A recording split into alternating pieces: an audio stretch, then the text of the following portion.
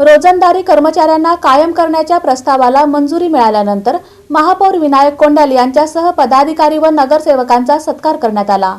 सोलापूर महानगरपालिकेतील 1995 नंतर रोजंदारी व बदली पद्धतीने सेवा देणाऱ्या कर्मचाऱ्यांना कायम करण्याच्या प्रस्तावाला सर्वसाधारण सभेने मंजुरी दिल्याने महामानव डॉक्टर बाबासाहेब आंबेडकर ट्रेड युनियनच्या वतीने महापौर विनायक कोंडाल यांच्यासह पदाधिकारी व नगरसेवकांचा सत्कार करण्यात आला। यावेळी उपमहापौर ज्ञानेश्वरी देवकर, सभागृह नेते नरेंद्र काळे, कामगार कल्याण व जनसंपर्क समितीच्या सभापती श्रद्धा पवार, नगरसेविका श्रीदेवी फुलारे, संगीता जाधव, राजश्री दोडमनी, नगरसेवक किसन जाधव, रवी कैयावाले आणि भरतसिंग बडुरवाले यांचा सत्कार करण्यात आला। महापालिकेच्या नोंदीनुसार 201 कर्मचाऱ्यांच्या सेवेसंदर्भात प्रस्ताव असून त्यांना सामावून घेण्यासाठी कायमस्वरूपी व अधिसंख्य पदांची आवश्यकता असल्याचे नमूद आहे। कायदेशीर, आर्थिक व प्रशासकीय बाबींचा विचार करून शासनाच्या धोरणानुसार पुढील कार्यवाही केली जाईल, असे महापौर विनायक कोंडाल यांनी सांगितले। रोजंदारी सेवकांचा जे 249 जो रोजंदारी सेवक आहेत, अनेक वर्षापासून महानगरपालिकेमध्ये 1995 नंतर सोलापूर महानगरपालिकेमध्ये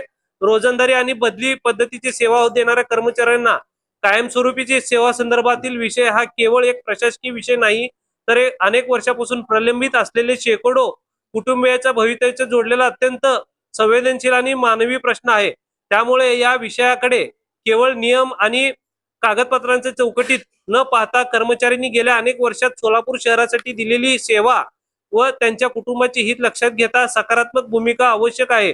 या कर्मचाऱ्यांच्या वर्षानुवर्ष सेवा केली आहे, त्यांच्या मागे कुटुंब आहे, मुलांचे शिक्षण आहे आणि घर खर्च आणि भविष्यातील अनेक जबाबदाऱ्या देखील आहे। कायमस्वरूपी नोकरीच्या निश्चित अनिश्चित ही त्यांच्या संपूर्ण कुटुंबावर परिणाम करणारी बाब आहे। त्यामुळे त्यांच्या सेवेला योग्य तो न्याय मिळावा ही आमची राजकीय आणि सामाजिक भूमिका आहे।